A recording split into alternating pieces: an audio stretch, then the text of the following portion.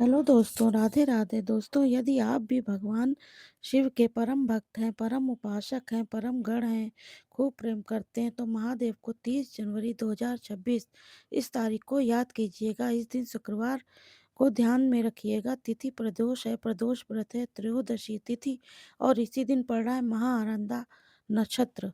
आरंदा नक्षत्र में भगवान शिव को जितना पूजन करो उतना फल, उतना आनंद, उतनी ही शिव कृपा प्राप्त होती है।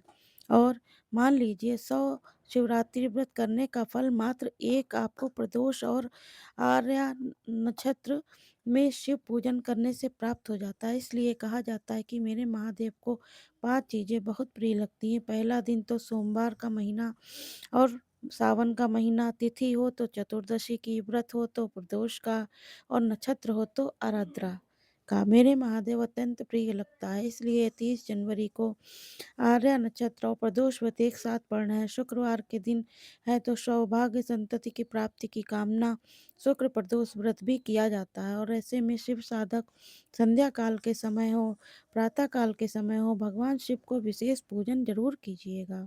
संध्या काल के समय दीपदान पे जोर देना है। जो प्रातः काल के समय आपने शिव पूजन के खूब बल देने का प्रयास करना चाहिए। आद्रा नक्षत्र में शिव का पूजन कर रहे हैं, क्या क्या करना चाहिए? सबसे पहला कार्य करना चाहिए, आपके जीवन में लक्ष्मी हो, आपके जीवन में धन हो, आपके जीवन में वैभव हो, उसके लिए सर्व कार्य सिद्धि हो। सब कहाँ से सिद्ध होंगे? माता लक्ष्मी से। और भगवान शिव के निकट बैठकर शिव पूजन करना है। इसलिए आराधना नक्षत्र में आपको सबसे पहले घी से जुड़े हुए 3 कार्य करने हैं। पहला कार्य, घी से स्नान कराएं। दूसरा, घी का दीपक जलाएं और स्नान कराने से लक्ष्मी प्राप्त होती है। दूसरा, घी का दीपक जलाने से सुबह शाम संध्या के समय बेलपत्री भगवान शिव के शिवालय में आप बेलपत्री के पत्ते घी में डुबोकर श्री सूक्तम के द्वारा आप हवन कर सकते हैं। जैसे फिर जो भी है मतलब, तो इसको आप में घी का दीपक जलाएं और जो घी में डुबोकर बेलपत्री है जो वो चढ़ाएं भगवान को। और बेलपत्र कुछ मतलब वो है डुबोकर आप आहुति प्रदान कर सकते हैं। इस मंत्र से मतलब 108 बार माता लक्ष्मी के नामों से या दूसरे भी किसी और मंत्र का जाप कर सकते हैं। इस संसार का सबसे सरल और सबसे श्रेष्ठ कार्य, धरती में अगर कोई चीज़ सरलता से मिलती है, लेकिन महादेव का पूजन जिसे सरलता से मिल जाए उसे अवहेलना नहीं करना चाहिए। और लिम्मन की विशेष पद्धति में महाआराध्रा नक्षत्र में जरूर प्रयोग में लेकर आनी चाहिए। क्या नहीं है महादेव से प्राप्त हो सकता है जीवन में जीने के सारे सुख, सारे साधन, मुक्ति के साधन, शिव प्राप्ति के साधन, भक्ति के साधन बाबा के द्वारा ही बड़ी सुलभता से प्राप्त हो जाते हैं। क्या करना है? सबसे पहले सरल विधान यानी लिंगन है। बाबा को जल चढ़ा दो। तो कहा जाता मिटे का भाग्य खोटा और रोज चढ़ाऊं भगवान शिव पर जल एक लोटा। इसलिए सबसे पहले काम तो बड़ी सरलता से आप प्राप्त करते हैं। भगवान शिव पर जल अर्पण करें और बाबा सामर्थ्य दिया मेरे महादेव को, जो अवश्य महादेव के दिव्य अभिषेक करें। पहला अभिषेक जो सदैव शुक्रवार के दिन आप कर सकते हैं। गन्ने के रस से लक्ष्मी बड़ी प्रसन्न होती है। दूसरा, अनार के रस में महालक्ष्मी अत्यंत प्रसन्न होती है। तीसरा, किसी भी फलदार रस मेरे महादेव का अभिषेक जरूर कर दीजिए।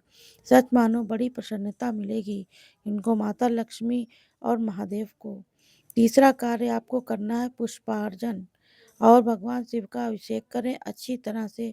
शिव को पहुंचकर उनके चंदन मंदिर में पहुंचकर चंदन का तिलक करें और समी के पत्र अर्पण करें और पुष्पार्चन करें। कनेर का पुष्प हो तो बहुत ही उत्तम है।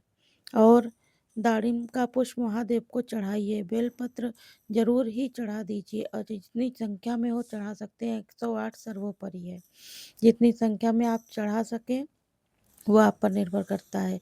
और 108 तिल, 108 कमल गट्टे दाने आप भगवान शिव पर जरूर शुक्रवार के दिन अर्पित करने का प्रयास कीजिएगा। बिल फल यदि आपको मिल जाए तो बाबा पर जरूर चढ़ा दीजिए। चौथा कार्य है महा आर्य नक्षत्र में आपको स्तवन करना है, यानी सुबह के समय ही आपको पाठ कीजिए, संध्या काल के समय भी पाठ कीजिए और जप करिए। पूजा भले थोड़ी मतलब छोटी आप करें, लेकिन ज़्यादा चित्त मन लगाए मन से करें। जो भी करें मन से करें, तो इसमें कई जो शिव भगवान महादेव के जो मंत्र होते हैं उनका जाप भी आप कर सकते हैं। स्तुति सबसे प्यारी लगती है और महाआराधना के क्षेत्र में खूब भले ही मन लगाकर बाबा का कोई स्तवन, कोई स्तुति का पाठ भी आप गाकर मतलब पढ़ सकते हैं और ज़रूर पढ़ने का प्रयास कीजिएगा। 5वां कार्य करना है वृक्ष पूजनम। 3 प्रकार से आप बेल वृक्ष का पूजन कर सकते हैं कि महादेव का पूजन के बाद बेलपत्र का पूजन आप जरूर करें। जड़ की मिट्टी में तो शिवलिंग बनाएं और शुद्ध जल और दूध इत्यादि से अर्पण कर सकते हैं। संतान की कामना की, सौभाग्य की कामना करें। दूसरा, बेलपत्र के पेड़ के नीचे सुबह और शाम मंत्र आराधना।